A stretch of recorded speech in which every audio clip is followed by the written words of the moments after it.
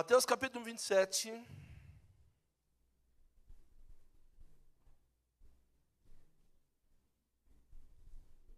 Versículo 27.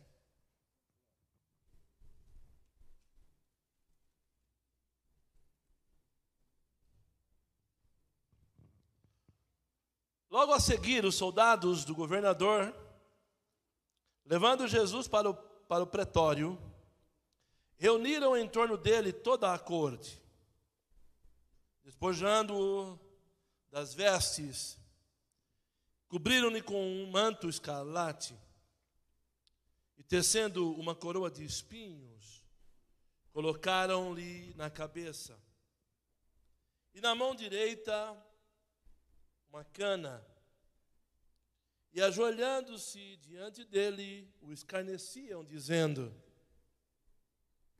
Salve, Rei dos Judeus. E cuspindo nele, tomaram aquela cana e davam contra a sua cabeça. Depois de terem escarnecido, despiram-lhe o manto e o vestiram com as suas próprias vestes, e em seguida o levaram para ser crucificado. Versículo 29. Tecendo uma coroa de espinhos, puseram-lhe na cabeça e na mão direita uma cana. E ajoelhando-se diante dele, escarneciam, dizendo: Salve, Rei dos Judeus. Presta atenção. Quarta-feira estávamos aqui, quinta-feira, estava com a minha sala aqui com meus alunos do Talkers, e nós começamos a falar sobre esse assunto aqui. E a verdade que muitas pessoas não sabem é que Jesus derramou o seu sangue 7 vezes. As pessoas, elas não sabem, muitas pessoas não sabem, que Jesus não derramou sangue somente na cruz do Calvário, mas ele derramou sangue 7 vezes. 6 vezes antes da cruz. A primeira foi no Getsemane, quando ele chora e soa sangue. Em cada uma, e eu quero que você preste atenção, em cada um dos lugares onde Jesus derramou sangue, ele quebrou uma maldição destinada ao homem por causa do pecado de Adão. Estão me ouvindo? Adão, quando ele peca, Adão ele não somente coloca o homem numa situação vexatória diante de Deus, mas Romanos 8,19 diz que a criação aguarda ansiosamente a manifestação dos filhos, ou seja, Adão coloca todo o universo em colapso. A natureza também entra em colapso por causa do pecado de Adão. E quando Adão peca, ele traz uma sequência de maldições que Deus lança sobre ele. E quando Jesus, em cada momento, ou em cada parada, ou em cada estação, aonde ele derrama o sangue dele, ele quebra uma maldição. O primeiro lugar aonde Jesus derramou o sangue foi no Getsemane, quando ele soa e chora sangue. Ali ele quebra a maldição da infidelidade. Ele recebe o beijo de Judas, logo após derramar seu sangue. O segundo lugar aonde Jesus derrama sangue é quando ele é espancado pelos soldados romanos com um chicote chamado azorrague, ou suplício romano, ou tem vários nomes, gato de 7 caudas, tem vários nomes. Mas é aquele chicote de pontas com limalha de ferro e pedaço de osso, que quando entra no corpo, arranca pedaços da pessoa. Você assistiu a Paixão de Cristo? É mais ou menos aquilo. O terceiro lugar onde Jesus derrama sangue é esse aqui, quando ele recebe a coroa de espinhos. O quarto lugar onde Jesus derrama sangue é Isaías 52, quando lhe arrancam as barbas. Diz o texto que bateram em meu rosto e arrancaram as minhas barbas. Para você que não sabe, quando se arranca a barba de um judeu, é o ápice da humilhação. O quinto lugar onde Jesus derrama sangue já é no Gólgota, quando pregam os seus pés. O sexto lugar é quando pregam as suas mãos. E o livro de Provérbios diz que 3,16, na mão direita está a fama e na esquerda a riqueza e glória. Tem alguém brincando aquele brinquedinho tlec, tlec, tlec? Por favor, pare que está me atrapalhando. Estou estressado. Aqui que eu vou orar, expulsar esse demônio do estresse de você.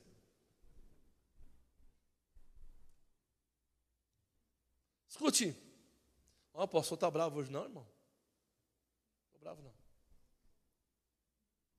Eu quero especificamente falar do terceiro derramamento de sangue. E o sétimo é quando ele é crucificado. E o soldado romano, com a sua lança, atravessa o lado de Jesus, partindo o seu coração ao meio. Mas eu quero hoje falar sobre algo interessante aqui, sobre este derramamento aqui, ao contrário do que o Raiz Coral canta, né? A coroa que Jesus usou na cruz fora feita para mim, Ele a tomou pela minha salvação. Não, irmão. Sim, a coroa de espinhos era minha, mas não foi para me salvar que Ele recebeu a coroa. Tem um motivo aqui pelo qual Ele recebeu a coroa, e é interessante. Abra sua Bíblia em Gênesis capítulo 3.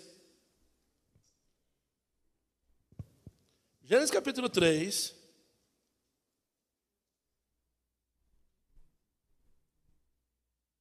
Versículo 17. E a Adão ele disse: visto que atendestes a voz da sua mulher, e comestes da árvore que eu te ordenara que não comesse, maldita é a terra por tua causa. Aqui Deus já deu o veredito. Veja que, irmão, Adão, a Bíblia de Adão se reduzia a uma ordenança só. De toda árvore do jardim você pode comer, menos da árvore de conhecimento do bem e do mal, porque do dia que dela comer, certamente você morrerá. Então, toda a Bíblia de Adão, entenda, foi reduzida a uma única ordem. Adão tinha que somente manter-se dentro daquilo que Deus havia falado para ele. Mas Adão não, ele não ouve a voz de Deus, mas ouve a voz da mulher e come da árvore que Deus não mandou. Então a terra se torna maldita por causa dela, por causa de Adão. Aí agora ele começa a dizer para Adão a sentença de Adão. Primeiro, a terra é maldita. Segundo, Adão, com cansaço você obterá o sustento da terra. Todos os dias da sua vida. Sabe que você tem que levantar 4 horas da manhã, varão? Por causa de Adão.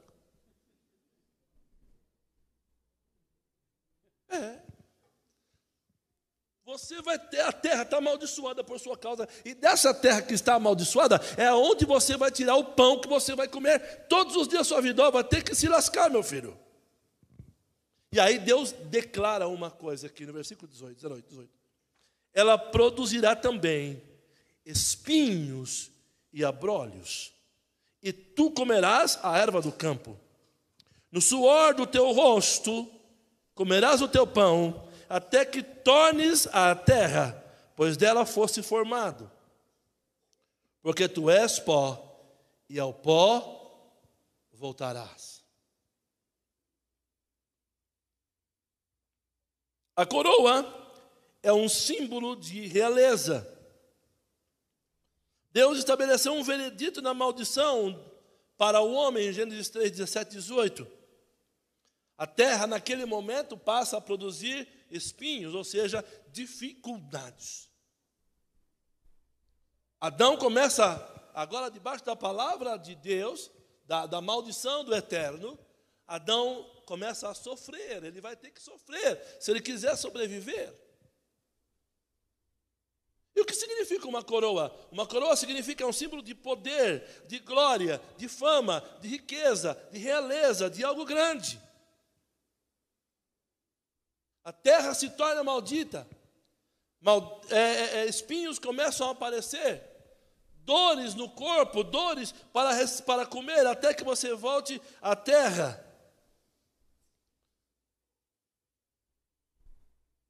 Veja, a bênção de Deus estava com Adão, mas ele não ouve a Deus. Então agora Adão começa a sofrer. Aí no livro de Levíticos, Deus dá uma palavra para o povo. Já é um texto pré-messiânico que diz: e a terra dará seu fruto, e comereis a fartar nela, e nela habitarei seguro.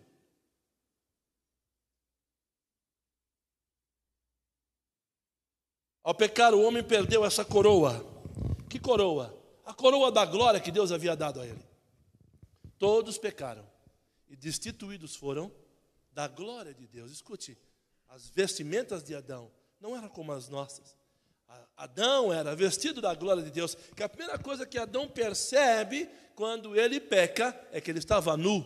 Se ele estava nu é porque ele tinha uma, sim ou não, veste. E qual é essa veste? O apóstolo Paulo fala, a glória de Deus. A palavra destituído no grego quer dizer despido, tirado, arrancado. Foi despido da glória de Deus. Olha que interessante.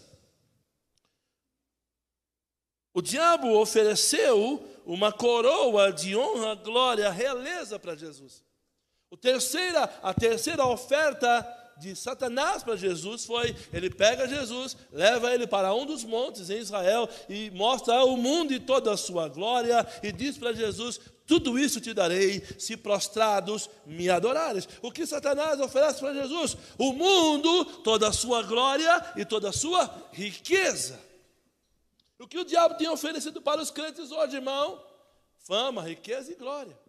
Os pastores hoje são verdadeiras celebridades no Instagram. Ah, irmãos, é uma coisa violenta, hein? Por quê? Porque uma das ofertas de Satanás para Jesus é fama, glória e riqueza. Apóstolo, o senhor é contra crente ser próspero? Não, irmão. Eu acho que o crente tem que ser rico. Conta com o teu irmão aí. Você tem que ser rico, fala para ele.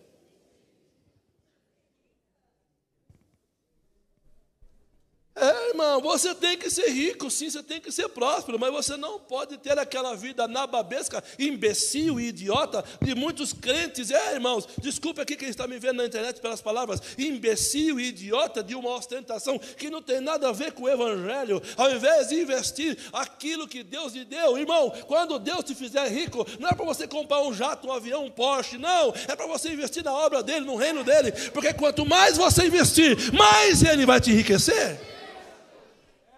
Escute, dentro daquilo que Satanás oferece para Jesus está fama, riqueza, glória. Tudo isso te darei se prostrado me adorar. Deus fala assim: ei, Satanás, diz a Escritura que somente adorarás a Deus e só a Ele prestarás culto. Então Satanás sai da presença de Jesus. Presta atenção aqui.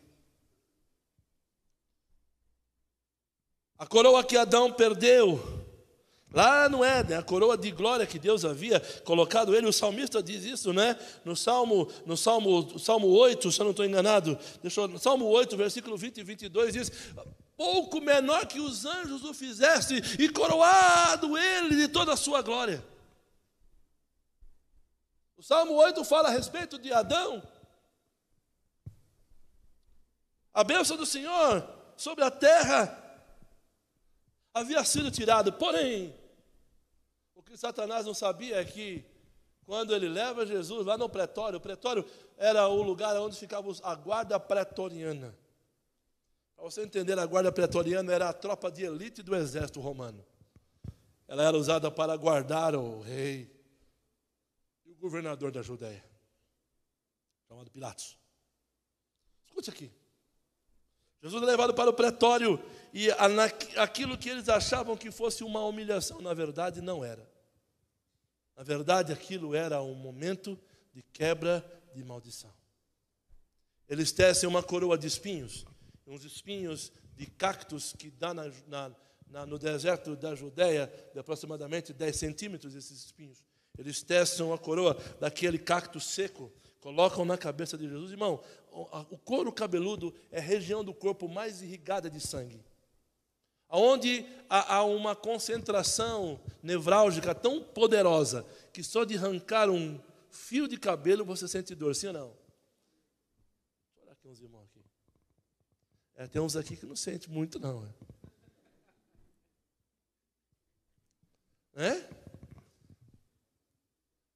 Luciano? De vez em quando dói, não dói, filho? A região do couro cabeludo, a região irrigada de muito sangue, muita dor. Imagine, irmão, depois de ter sido espancado pelo chicote romano, tomado 39 chibatadas de azurrague, agora pegam Jesus e colocam a coroa de espinho na sua cabeça e bate aquela coroa, aqueles espinhos, entram no couro cabeludo de Jesus, então o sangue começa a escorrer. O texto de Gênesis diz que a terra produziria espinhos. E qual a maneira de Deus quebrar isso? Colocando na cabeça do Salvador uma coroa de espinhos. O espinho que Jesus recebe na sua cabeça não foi para nos dar salvação, mas foi para quebrar a maldição da terra estéril para o homem. Escute aqui, quando Jesus recebe a coroa de espinhos, o sangue que brotou da cabeça de Jesus por causa da coroa de espinhos quebra toda a maldição contra nós da improdutividade. Escute aqui, a coroa de espinhos de Jesus não foi para te dar salvação, mas foi para te autorizar a prosperar, foi para autorizar você a voltar à realeza que Deus te chamou. E lá em Apocalipse capítulo 5, versículo 10 diz: e para o nosso Deus Ele nos constituiu reis e sacerdotes. Escute, Jesus recebe uma coroa de espinhos, e quando Ele recebe essa coroa, Ele nos torna o quê? Reis. Algumas pessoas acham que o texto que diz que Deus é o Rei dos Reis, Jesus é o Rei dos Reis. Não, irmão, não tem nada a ver com o rei Alberto da Bélgica, nem com a rainha Vitória, nem com o imperador japonês, nada disso, irmão. Quando a Bíblia diz que Ele é Rei dos Reis, Ele está falando de mim, de você. Quando eu estou com o teu irmão, eu falei: ei, rainha, ei, rei, fala para ele. Ele nos constituiu reis e sacerdotes e reinaremos sobre a terra, diz o texto de Apocalipse 5,10. Ele é rei dos reis. Então, ele não é rei da rainha Vitória, nem da rainha Elizabeth, nem do rei Alberto da Bélgica, mas ele é meu rei e seu rei. Ele é o nosso rei e nós reinaremos com ele.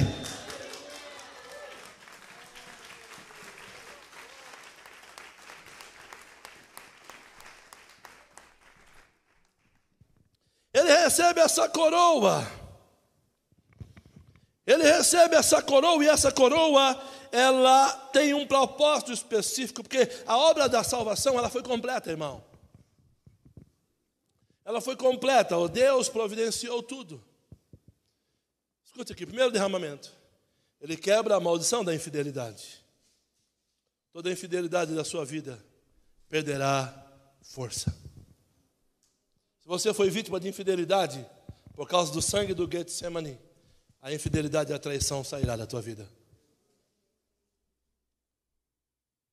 O segundo derramamento fala do sangue que brotou do corpo ferido de Jesus, cumprindo o capítulo 50, versículo 4 e 5 do capítulo 53 de Isaías: por causa das suas feridas nós fomos sarados. Ele recebe a coroa de espinhos, e por causa da sua coroa de espinhos, Gênesis 3,18 pede o poder. Agora você pode prosperar. Ele tem as suas barbas arrancadas, então ele sangra no seu rosto. Escute, irmão, vou arrancar a sua barba, será que vai sangrar? Vai sangrar, Juninho? Vem que eles vão ver, vem cá.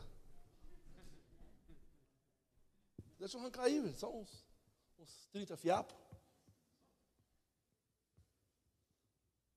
O sangue que brotou do rosto ferido de Jesus nos dá identidade. Mostra realmente quem somos em Cristo.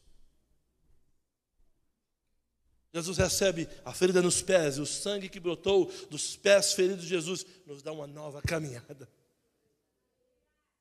O sangue que brotou das mãos feridas de Jesus nos dá uma nova produtividade. Nós temos o poder de abençoar. O sangue que brotou do coração partido de Jesus cura o nosso coração. Mas escute aqui o que eu quero dizer a você. Quando Jesus recebe o sangue que brotou, quando ele recebe a coroa, e o sangue que brotou da sua cabeça, traz para nós agora um novo tempo. Olhe para o teu irmão e fala para ele: há um novo tempo para você.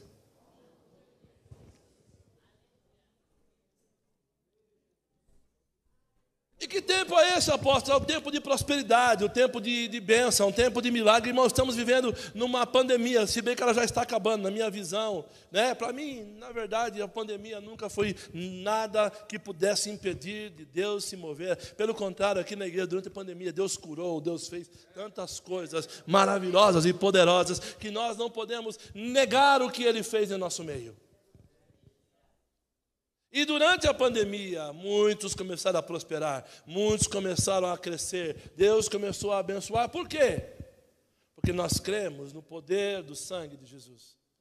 A maior arma que o crente tem, são duas armas que o crente tem. A maior é o nome de Jesus. A segunda arma poderosa é o sangue de Jesus. Escute, o nome de Jesus, a arma de ataque.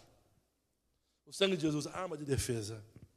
Todas as vezes que o diabo vem contra você, você demonstra para ele o poder do sangue de Jesus. Porque no livro, capítulo 9 de Hebreus, ou 7, eu não lembro agora, diz que o sangue de Jesus fala mais que o de Abel. Ele está vivo sobre o altar. E todas as vezes que o diabo tenta contra nós, o sangue de Jesus fala ao nosso respeito. Escute aqui, o sangue de Jesus é uma arma poderosa contra o diabo. Quando ele vem contra você, você usa o sangue de Jesus. Então você ataca o diabo com o nome de Jesus. Escute o que eu vou dizer a você. A coroa de espinhos, ela provoca em nós o fim da escassez, da dificuldade e da miséria. Sim, gente, Deus, o Senhor Jesus, Ele não morreu para que o povo vivesse na miséria. Mas Ele também não morreu para dar carro e casa para ninguém. Viu, irmão?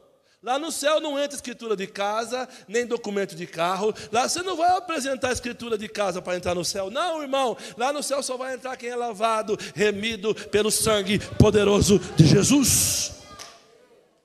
Não adianta ficar ostentando casa, terreno, mansão. Não, o que Deus quer é que você entenda que sim, você pode viver uma vida próspera enquanto você é servo de Deus. Você pode viver uma vida abençoada enquanto você é servo de Deus. Você pode abençoar aqueles que não têm enquanto você é servo de Deus. Você pode ser generoso enquanto você é servo de Deus. E para fazer tudo isso, você precisa viver o que Jesus conquistou para você através do sangue que brotou da cabeça dele por causa da coroa de espinhos. E é isso que você precisa entender.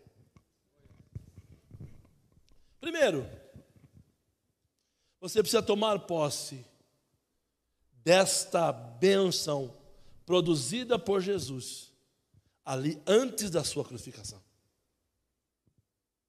Diga: eu tomo posse do sangue de Jesus na minha vida. Diga assim: eu declaro que o sangue que brotou da cabeça de Jesus, por causa da coroa de espinhos, quebra toda maldição contra a minha vida financeira. E por causa desse sangue, eu estou autorizado a prosperar. Aleluia.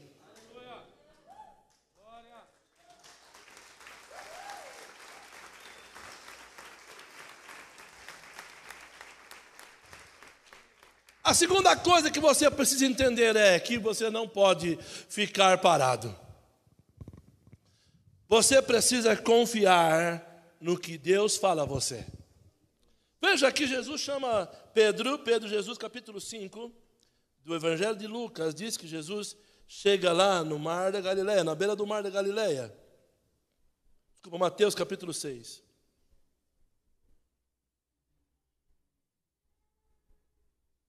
Desculpa, Lucas 5 mesmo, irmãos. Lucas 5 mesmo. Jesus chega na beira do mar da Galileia E vê lá Pedro e os discípulos lá. Irmãos, deixa eu contar uma coisa interessante para vocês. Não havia só Pedro na beira do mar da Galileia. Aproximadamente 400, 500 pescadores estavam ali. Para você entender, o mar da Galileia não é um mar, tá, irmão? É uma grande represa, tipo a represa Billings. Não é um mar.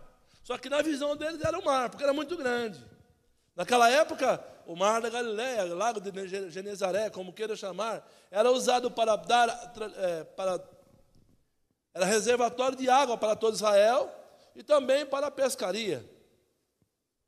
E não tinha só Pedro ali, irmão. Tinha Pedro e mais 400 ou 500 pescadores ali. Então era um lugar cheio de pescadores. Mas Jesus escolheu o barco de Pedro. Fala para o teu irmão, Jesus escolheu o teu barco, irmão.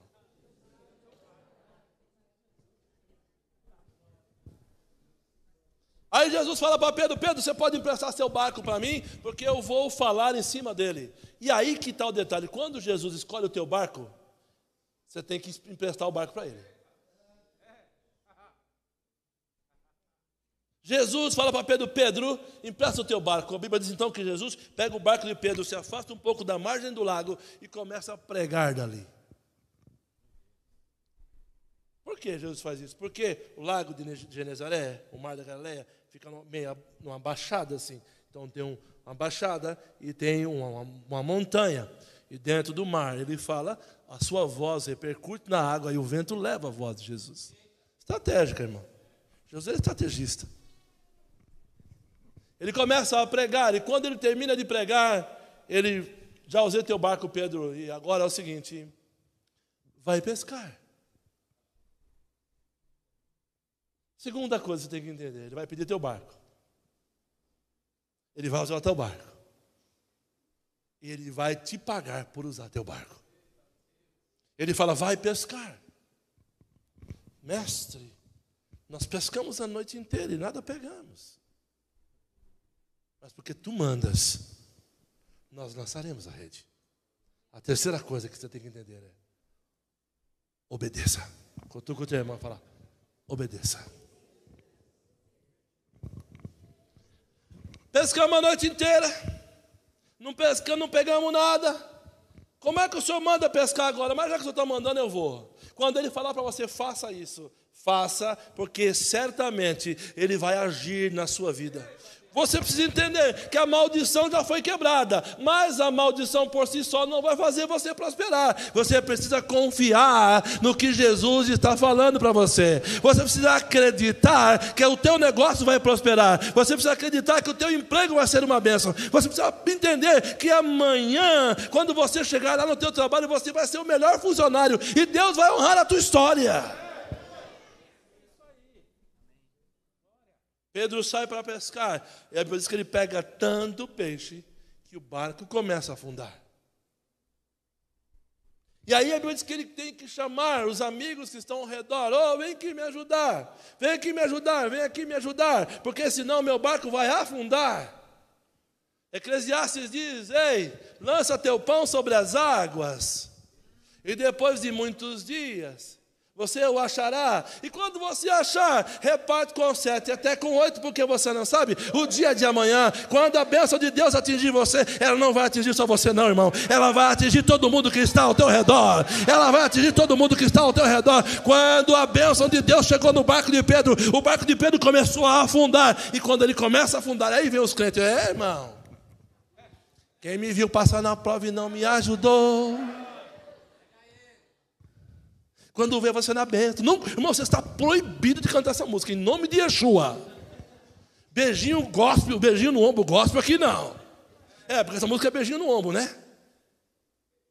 Beijinho no ombro, nada passa mal.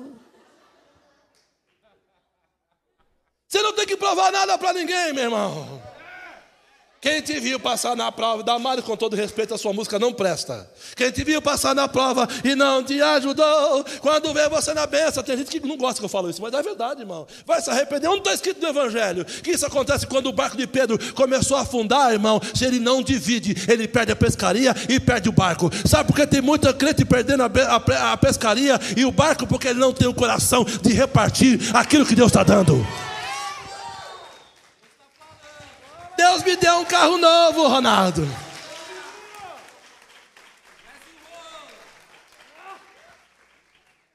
Irmão, se Pedro não divide o peixe, ele perdia a pescaria e o barco, irmão. Tem muito crente perdendo a pescaria e o barco, porque quer mostrar para os outros, olha lá, tá vendo, Deus está me abençoando, e o outro tá vendo, para de ser ruim, crente ruim.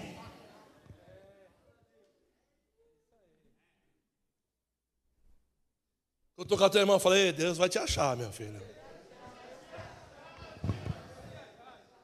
E quando Deus te achar, ninguém vai poder se esconder. Porque quando Deus acha o crente, ninguém pode esconder mais ele, irmão. Quando Deus achou Moisés lá no deserto, a sarça ardia, Deus, encontrei você, Moisés. Pois vai lá e fale para Faraó. Ninguém poderá te esconder quando Deus te encontrar.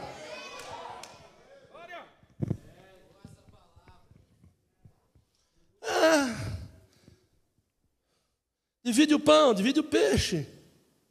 E agora? O que eu faço? Divide, Pedro. Escute, irmão. E alguns historiadores dizem, após aquela pesca maravilhosa, Pedro abençoou todo mundo, ficou todo mundo aleluiado. Né, meninos? Ficou aleluiado. Não gostei dessa camisa aí, não. Viu? Não vem mais com ela, não. Não. A camisa é feia demais. Como é que você tem coragem de vir com uma blusa dessa no culto, varão? Fica de pé, povo, fica de pé. Fica de pé. Aí, irmãos, como é que ele vem com a camisa dessa no culto? A Bíblia diz no Salmo 92 que o justo florescerá como palmeiras.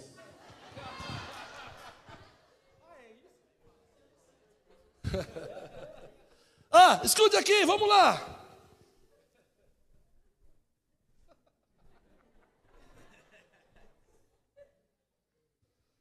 Você não tem tempo, você não vai ter tempo. Escute, Pedro pega aquela pescaria, vende.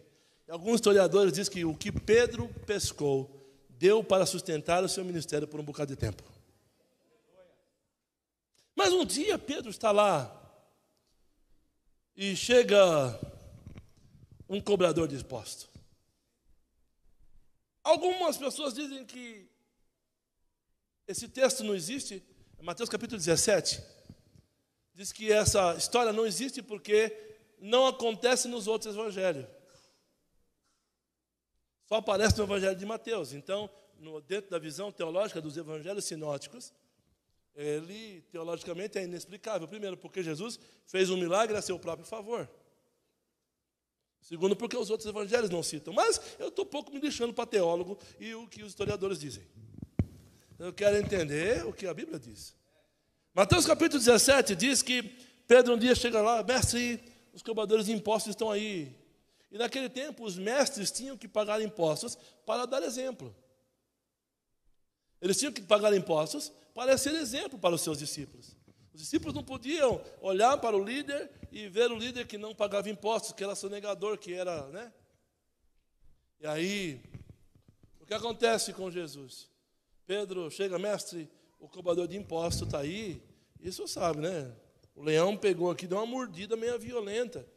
E agora nós precisamos pagar os impostos. O que eu faço? Jesus fala, Pedro, pega uma varinha. Vai lá e pesca um peixe. Dentro da garganta desse peixe vai ter um estáter. Pague o imposto por mim e por ti. O estáter era uma moeda grega, de prata. Não era uma moeda romana. Romana era denário. Haviam 3 moedas naquela época. O talento, também chamado de shekel, que é usado até hoje em Israel. O denário, que era uma moeda romana. E o estáter, que era uma moeda grega. E o estáter era de prata. E ela tinha um valor exagerado. Enquanto que com um talento você só conseguia pagar um dia de trabalho, com um denário você podia pagar um mês, com um estáter você podia pagar um ano. Então era como real, dólar e euro, sabe? Mais ou menos assim.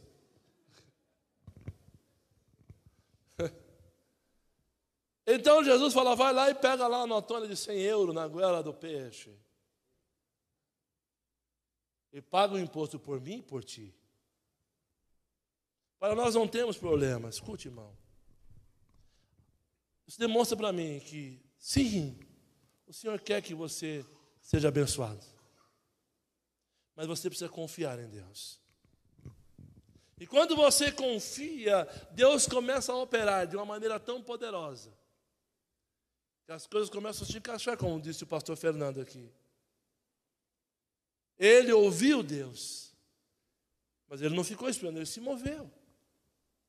E recebeu a generosidade de outros irmãos que o abençoaram também.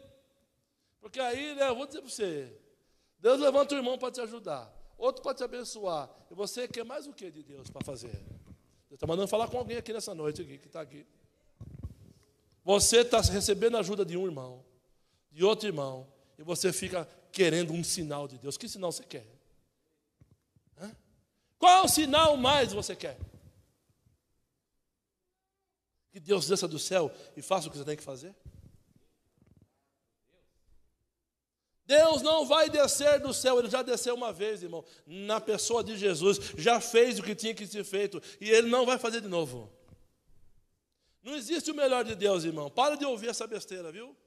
Olha, irmão, o melhor de Deus ainda está por vir. Não, irmão, o melhor de Deus já veio, chama-se Jesus de Nazaré, e Ele já fez o que tinha que ser feito, Ele já quebrou todas as maldições contra a sua vida, Ele já derramou o sangue dEle e já te deu salvação. Então, o que você precisa fazer? Se apropriar da provisão do Calvário e viver de maneira sobrenatural. Eu estou dizendo para você que Ele quebrou a maldição e você está autorizado a prosperar. Então comece a ouvir Deus e comece a se mover conforme Deus fala para você. Você se movimente, porque eu estou vendo Deus derramar coisas grandes aqui no meio desse povo.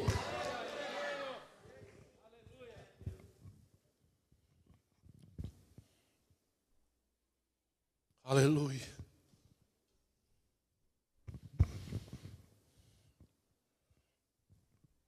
Por que você está preocupado? Mateus capítulo 6 diz: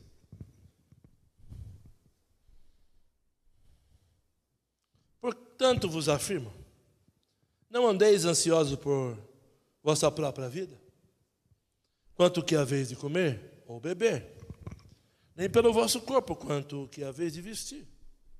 Não é a vida mais do que o alimento, e o corpo mais do que as roupas? Nesse texto de Mateus 6 aqui, irmão, Jesus está tratando exatamente de uma vida material dos seus discípulos. Eles estavam preocupados, assustados. Após o sermão do monte, Jesus continua agora falando com eles, e dentro do sermão, ele traz esse ensinamento sobre descansar e esperar. E confesso para você que eu sou um cara extremamente ansioso. Muito, irmão. Eu sou que nem aquele cara que marca às 10 da manhã, chega às 9h30, 15 para as 10. Não chegou ninguém, ele vai embora.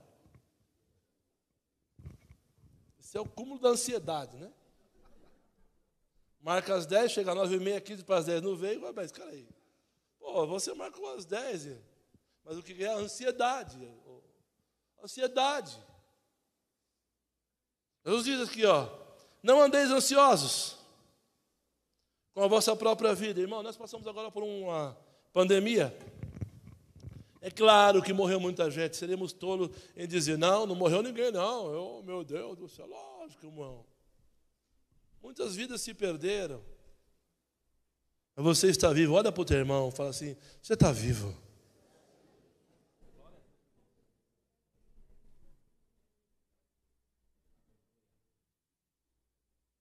Então, já que eu estou vivo, eu vou fazer acontecer. Jesus disse aqui, irmãos, olha que coisa mais maravilhosa aqui, ó. Não é a vida mais do que o alimento, e o corpo mais do que a roupa.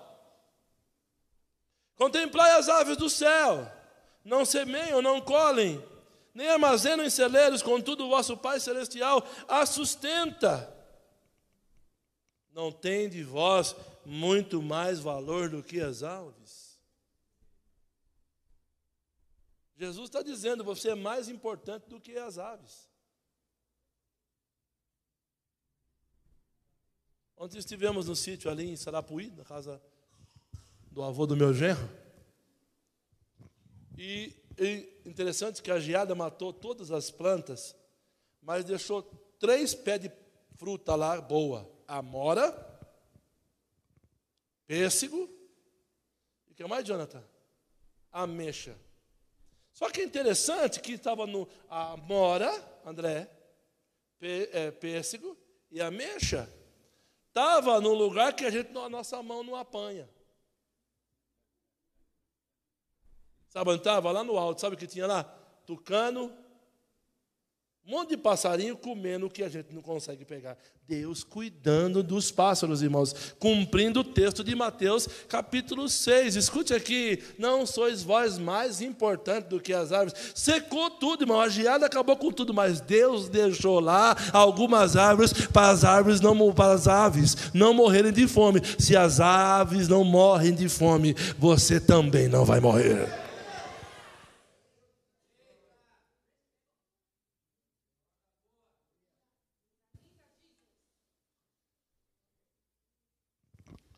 Qual de vós, por mais preocupado que pode estar, pode acrescentar algum tempo na jornada da sua vida? Você sabe o que vai acontecer amanhã? Vai, não sabe ou não?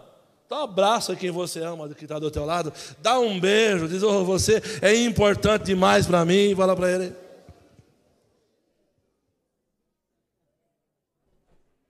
Aleluia.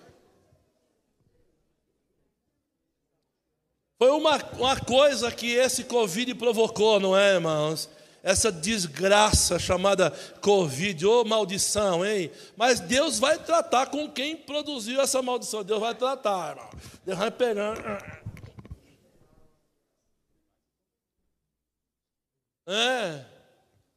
Alex? Você ficou quantos dias internado, meu filho? O que mais te apavorava? Eu vou falar por mim, tá? O que eu imagino. Graças a Deus, eu peguei Covid, mas com 3 dias fiquei bom. Em casa mesmo. Mas eu acho que mais apavorava a doutora Hilda é não poder mais ver sua família. Não era isso? Puxa vida, eu vou morrer aqui e não dei nem o cheiro dos meus filhos. Lá dentro do carro, não vale mais nada. Tem que usar fralda, senão não consegue.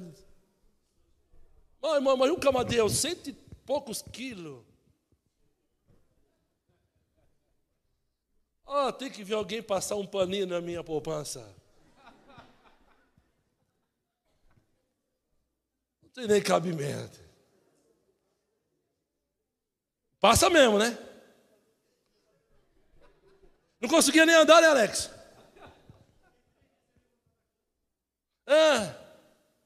E aí você começa a valorizar as coisas importantes da vida. Quer comer aquela picanha, tomar aquela Coca-Cola gelada.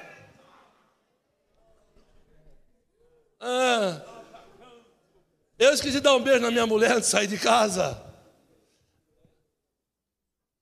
É disso que Jesus está falando. Você não pode acrescentar um dia mais na sua vida. Então, o que Ele está dizendo para nós, viva intensamente hoje, porque você não sabe o que vai acontecer amanhã. Viva intensamente com Deus, levanta a tua mão, adora a Deus, glorifica a Deus, porque é isso que vale a pena para a nossa vida, irmão.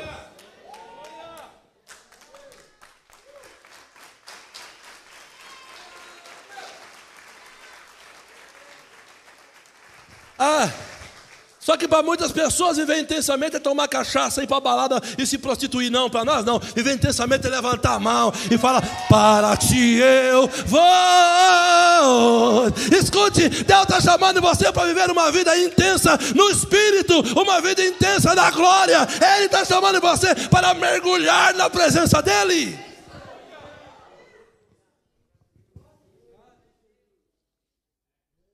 Porque você anda preocupado quanto o que você vai vestir, observar como crescem os lírios do campo, eles não trabalham nem tecem. Eu, contudo, vos asseguro que nem Salomão, em todo o esplendor da sua glória, vestiu-se como um dele. Escute, a rainha de Sabá, quando chega na casa de Salomão, fica impressionado com as vestes dos empregados de Salomão.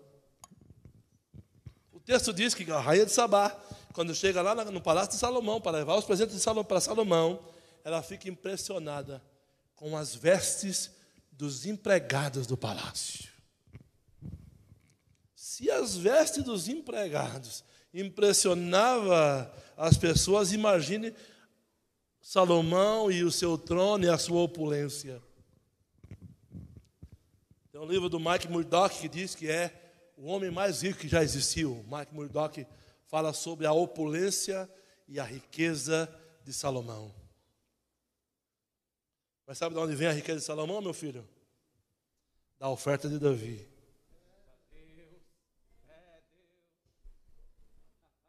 Primeira Crônicas, capítulo 28, diz que Davi chega em Salomão. Aqui, meu filho. Não diz o texto assim, tá, irmão? Estou conjecturando para vocês. Olha aqui, Salomão, meu filho. O reino vai ficar com caixa zerada, hein? Por quê? Porque do meu próprio tesouro eu darei 200 toneladas de ouro, 700 toneladas de prata, bronze em peso incontável, madeira em pedra preciosa que não se pode medir. Isso eu estou dando do meu tesouro pessoal. Por quê? Porque tudo veio dele. E para ele eu devolvo. O segredo da riqueza e da prosperidade de Salomão não estava em Salomão, mas estava na vida do pai dele. Você quer que o seu filho seja próspero? Então comece você hoje a ensinar para ele o caminho da prosperidade. Comece a ensinar seu filho a ofertar, a dizimar, a ser generoso, a ser abençoador, a dividir os brinquedos, a dividir a Coca-Cola, o salgadinho, a bolacha. É as coisas que as crianças gostam, não é?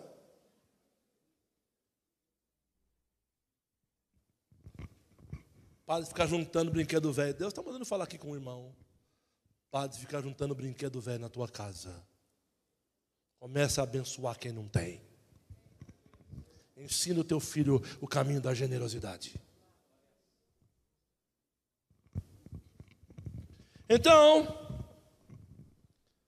se Deus veste assim a erva do campo, que hoje existe e amanhã é lançada no fogo, quanto mais a vós outros, homens de pequena fé. Portanto, não vos preocupeis dizendo, queremos comer, queremos beber, ou ainda, o queremos vestir. Pois são os pagãos que tratam de obter tudo isso, mas vosso Pai Celestial. Isso aqui eu encerro, falando para vocês assim, pois os pagãos que tratam de obter todas essas coisas, mas o vosso Pai Celestial sabe de tudo o que você precisa. Então pare de ficar orando a Deus e dizendo para Deus, Deus, tu sabe do que eu preciso. Sabe, irmão. Lógico que Ele sabe. Então começa a se mover por fé. Eu declaro que o sangue que brotou da cabeça ferida de Jesus por causa da coroa de espinhos está me autorizando a prosperar. Então amanhã eu vou levantar de manhã e vou arrumar um emprego para ganhar 3 vezes o que eu ganhava no anterior. Amanhã eu vou sair, quem trabalha com venda, eu vou vender o dobro do que eu vendi semana passada. Amanhã eu vou conseguir. O que você faz? Você trabalha no quê? Então amanhã a sua semana será uma semana vitoriosa, próspera, de muitas conquistas, de grandes coisas. Deus vai começar a realizar. Então você precisa começar a olhar para você e declarar para você, Deus sabe tudo que eu preciso, mas eu vou me mover debaixo dessa fé, eu vou me mover e Deus vai agir na minha vida.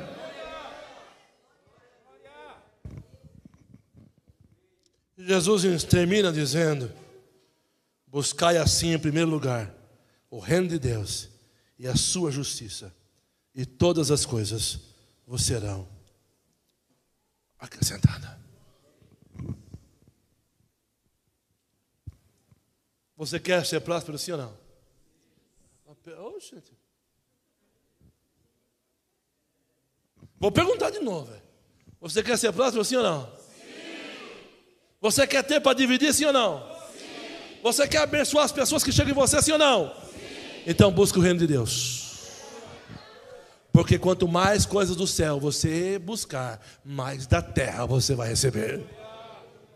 Porque Jesus disse, buscai o reino de Deus e a sua justiça, e as demais coisas. O que você precisa? O texto de Mateus 6 trata a respeito de descansar nele. E é isso que ele está falando para os discípulos, descansa em mim. Jesus chama os 70 e fala para ele, vão, entre nas cidades e digam a eles que é chegado o reino dos céus. Ele diz assim: olha, não leve bolsa, não leve dinheiro, não leve troca de roupa. Vão nas casas, cure os enfermos que lá tiver. Não fique mudando de casa em casa, ou seja, crie relacionamentos onde você estiver. E tudo que colocar na mesa para você comer, coma. Não faça acepção de pessoas. Os discípulos vão, ficam lá 6, 7 meses e voltam. Lucas 11 diz, Lucas 10, desculpa, diz, quando os discípulos aparecem, Jesus fala para eles assim, a pergunta que Jesus fala para eles, sabe qual é? Porventura lhes faltou alguma coisa? Eles disseram, nada nos faltou. Sabe por quê? Porque eles saíram debaixo de uma palavra. Nessa noite, como profeta de Deus, eu quero dar uma palavra para você aqui. Assim como Deus nos deu um decreto que no nosso meio ninguém morreria, durante toda a pandemia, no nosso meio, ninguém se perderia, e não perdemos ninguém. Alguns ficaram internados, tiveram experiências sobrenaturais com Deus lá no hospital, mas aqui do nosso meio, Casa Restauração, ninguém se perdeu. Escute o que eu vou dizer para você, estamos debaixo desse decreto, e ainda assim, ninguém se perderá. Eu quero lançar mais um decreto nessa noite, você quer sim ou não? Então fique de pé no teu lugar, porque eu vou lançar um decreto nessa noite como profeta de Deus nessa casa. Eu quero declarar sobre a tua vida. Levanta a tua mão, levanta a tua mão, levanta a tua mão, levanta a tua mão. Eu quero dizer para você que nada, nem ninguém poderá parar aquilo que Deus vai realizar na sua vida material. Lá no seu trabalho você vai ser o melhor, lá na sua empresa você vai ser o melhor. Deus começa a levantar homens e mulheres aqui que vão prosperar, que vão enriquecer, e a obra dele vai enriquecer também. Escute aqui nessa noite, eu declaro sobre a sua vida que os céus estejam abertos e que as riquezas de Deus sejam derramadas sobre a tua vida, e nada vai faltar para você, nem para os teus filhos, nem para os filhos dos teus filhos. Deus hoje abre janelas sobre a tua vida. Deus está derramando riquezas tremendas sobre este povo aqui. O milagre da provisão vai acontecer, assim como Pedro teve uma pescaria maravilhosa, você vai ter também. Você vai se surpreender com o que Deus vai começar a fazer no teu trabalho. Você vai se surpreender com o que Deus vai começar a fazer na tua vida material. Você vai começar a viver. Escute, Deus não vai multiplicar o teu salário, Ele vai triplicar, quadriplicar. Ele vai fazer, escute, você não vai ver isso acontecer, porque você vai começar a viver. Mas busque o reino de Deus. Busque o reino de Deus. E quando Deus te atingir, não se esqueça do decreto dessa noite. Escute, ainda esta semana alguns testemunharão do que eu estou falando. Se eu sou profeta de Deus e Deus fala através da minha boca aqui, se eu sou homem de Deus, semana que vem nós vamos ouvir o que Deus está fazendo e o que Deus já ratou. Ei, nós vamos ver o que Deus vai começar a fazer aqui na vida de muitos.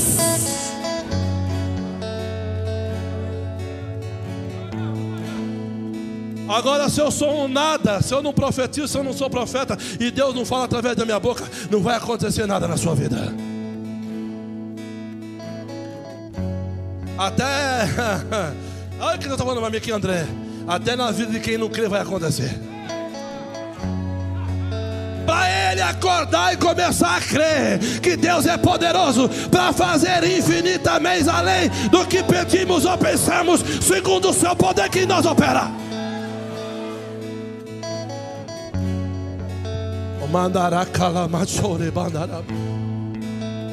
Ah, mas apóstolo, eu vim aqui hoje porque eu preciso de uma cura. Então vem aqui na frente que precisa de uma cura. Vem aqui na frente quem precisa de uma cura, porque a partir da tua cura Deus vai começar a fazer. Sai do teu lugar, você que está com alguma enfermidade e precisa de uma cura, Deus vai curar agora. Deus vai realizar agora.